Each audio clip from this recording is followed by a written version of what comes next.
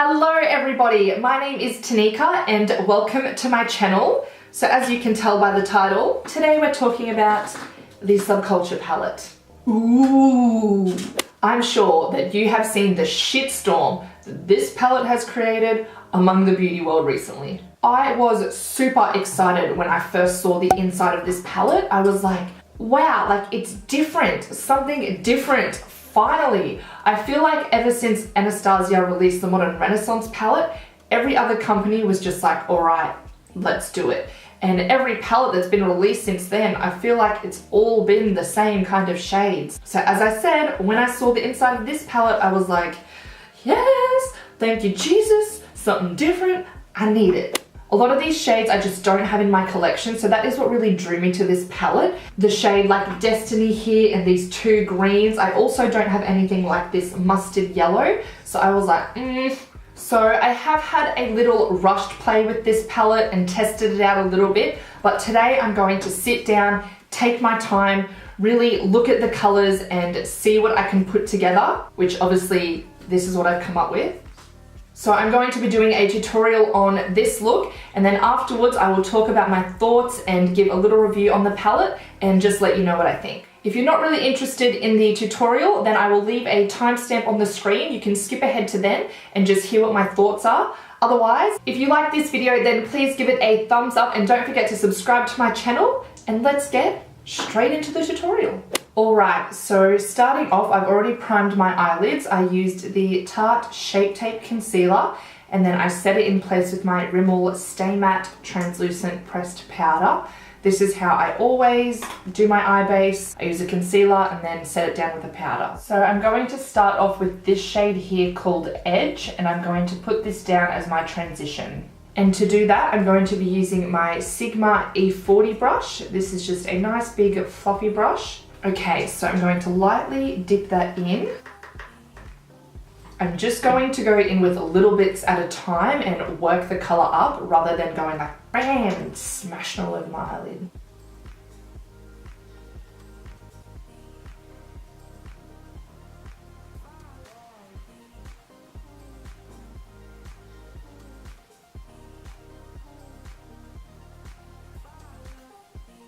So this is what the kickback looks like from dipping into that shade a few times. I did go very, very lightly. Next, I'm going to take this shade here called Destiny, and it's kind of like a khaki green color. And I'm going to use this pencil brush by Zoeva. It's the 230 Luxe pencil. I've dipped my brush very lightly into that shadow and tapped off any excess, and that is still how much pigment I have on the brush. This brush might be a little bit too small, but I'm going to start with it and see how it goes.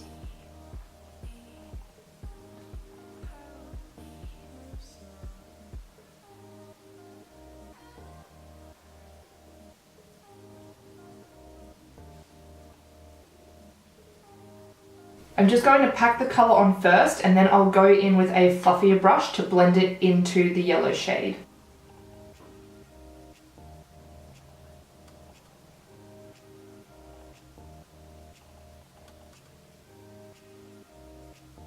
My camera doesn't zoom very fast, so let me just come in a bit closer so you can see how that's applying. It's not terrible, like it's working.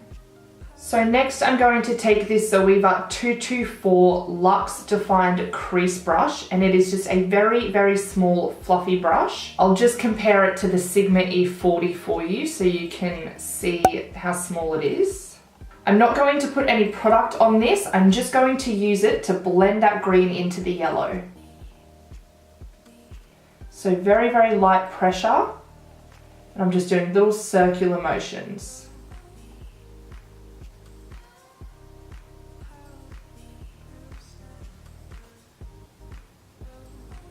I feel like the color does blend away pretty quickly, so once I put the shimmer on in the middle, I will go in and pack some more color on top because it's just not as dark as I would like it. Because do you see how it looks a little bit patchy here? I just feel like the color's kind of blended away, so like I said, I'll pack some more color on after. Oh my god, my squeaky chair is so annoying.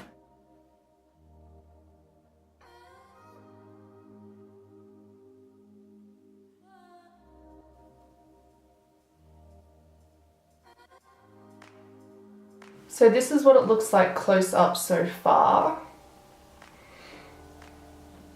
I think it's doing it pretty well. I've just been going in with the lightest touch and very, very soft blending. No harsh, vigorous like back and forth action. I even just used my pencil brush to slightly drag this shadow out, and it pretty much blended itself into that yellow. So my only concern, this eye looks okay, but this eye is a little bit patchy on this outer corner. But once I put my glitter shade in the middle, like I said, I will go over it and just pack that color down because it does blend away very easily. Because I have hooded lids and whenever I put a shimmer on my lid, it transfers into my crease, I'm going to go in with the Too Faced Glitter Glue, if you would like to focus. There we go. And I'm going to pack this into the center of my lid before I put down the shimmer shade. For the center, I'm going to take this bronzy shade here called Adorn, and just on another pencil brush, this one is a little bit dirty, but I have tried to get all the color out of it. I'm going to dip into that dip into the Adorn shade and pack this in the middle.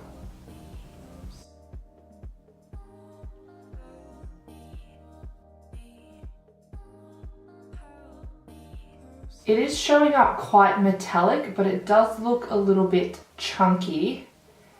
And I think it's obviously the glue. I might have packed too much on. So on this eye, I might just go in with a smaller amount because it does feel a bit heavy on the lid.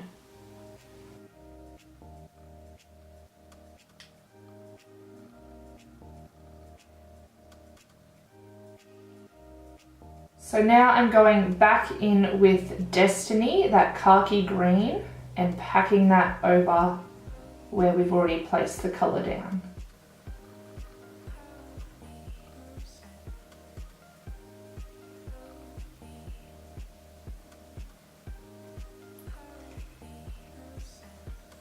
So this eye here is a little bit funky in my crease, but I think I went too high with the glitter glue. So it's kind of like gone a bit chunky in there. Whenever I do my eye makeup first, I'm always like, oh, it just looks real shit. So I'm going to finish the rest of my face, put some eyebrows on, do my base, and then I'll be back to finish my eyes and my lips, and hopefully, I think it looks a bit better. Alright, so I've put on a bit more makeup and I feel like it's looking better. It looks good when I'm like looking straight like this, but once I open my eyes, what is that?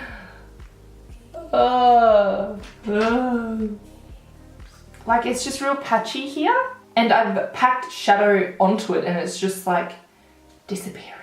Let's get to the bottom lash line. I'm going to pretty much do the same thing. So going in with the shade Edge first. So I'm going to use the brush that come with the palette, and I'm just using this end here. It's like a flat shading end.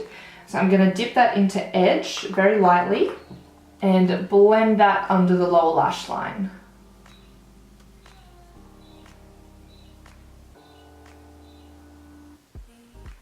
Next, I'm going in with the shade Destiny, and on the same brush, I'm going to put this under my lower lash line on the outer and inner corner, and just connecting that up with the shadow above. And then in with the shade Adorn to put in the center.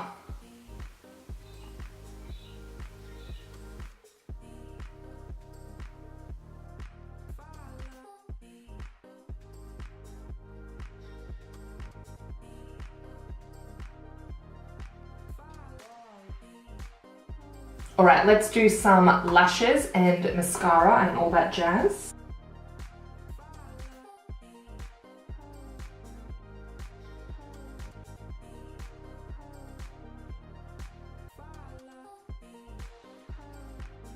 Alright, so I have gone ahead and just put some of the shade Electric in my inner corners, and I also just packed on some more of the green color just to get rid of the little bit of patchiness I had over here. And so this is the finished eye look. I'm not impressed, but it's not as bad as some people have made out to be. I'll just give you a little close-up of what it looks like. So you can see there is a little bit of patchiness with my blending. Like, it's not seamless, especially the green into the yellow. And, you know, green and yellow should blend together nicely. So,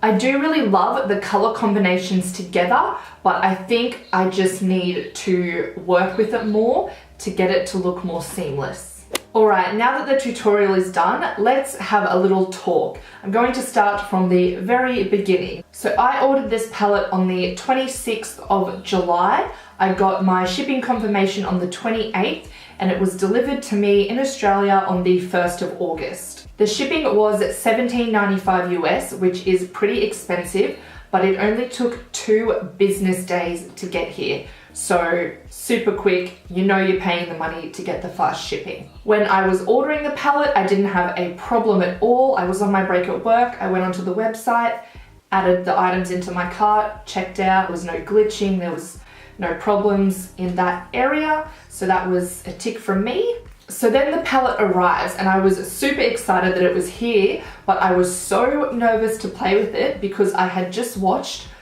so many reviews of people bagging it out and just hating on it. And I was like, well, I've just paid all this money to get it, and now people are saying it's not as good. I'm so nervous. So as I said, I did watch a lot of reviews, and the one that stuck with me the most and actually taught me a thing or two was by the amazing Stephanie Nicole. She had a lot of great points in her video, and I just would like to go over some of them. So she went over some of the concerns with the ingredients and explained the difference between talc and I think it's mica powder, and that the Subculture palette has a lot more pigments in it than the Modern Renaissance palette. I feel like hearing her go through that really helped me understand why this palette is like it is. I know a lot of people have been saying you shouldn't have to learn new techniques to use this palette, which I totally agree with, but this palette has been formulated differently, therefore it needs a little bit of a different approach. I think that is totally okay, but it should have been mentioned by Norvina or the ABH team that this palette is different and it's not going to work like the Modern Renaissance one does. Because that wasn't mentioned, I think this is why they have gotten so much backlash and so much negativity, because everyone was expecting it to be just as amazing as the Modern Renaissance, and it's totally different. I think that if they had just made a little statement saying that, you know, the formula is different, people wouldn't be losing their absolute minds about this palette. So back to Stephanie Nicole's video, she also goes over some eyeshadow applying techniques and how some of the colors in this palette don't work together and therefore go muddy. This palette is full of really bold colors, and if you look at them on the color wheel, a lot of them are complementary. And so she says when you're trying to put 2 complementary colors together, it doesn't work, and that is why they're going muddy. I'll insert a little picture of the color wheel down here, and then we can compare it to the palette. So as you can see on the color wheel, purple and yellow are directly across from each other, therefore they're complementary colors. In the palette here, purple, yellow next to each other, like they look good together. But when you try and blend them together, it's not going to work and it's going to go muddy. So if I wanted to use these 2 colors in a look, maybe I could do like a yellow and brown kind of thing on top and then put the purple on the lower lash line so that they complement each other, but I don't have to really blend them together. I know this seems kind of stupid because you think, well, I've got an eyeshadow palette. Aren't all the colors meant to work together? Well, yeah, they should. But with this palette, I think you just need to take a minute, look at the colors and realize what works together and what doesn't. Hearing her explain that really made me understand these colors a bit more. I hope that what I'm saying is making sense. If it's not, then just go watch Stephanie Nicole's video because she explains it really well. But I'm hoping that you get what I'm trying to say here. So overall, watching her video and a variety of other reviews, I really kind of picked bits and pieces from all of those to realize how this palette works. Obviously, I still need to work on it because this isn't the best and it could be a bad formula or it could be me. Who knows? Like, I don't want to say I hate it because I do want to give it another chance and have a play with it and see if I can make it work, but it's definitely not up to the same standard as the Modern Renaissance palette is. But then again, you know, that could be how they wanted the palette to be, but it's just not working on a large majority of people, so whose fault is it?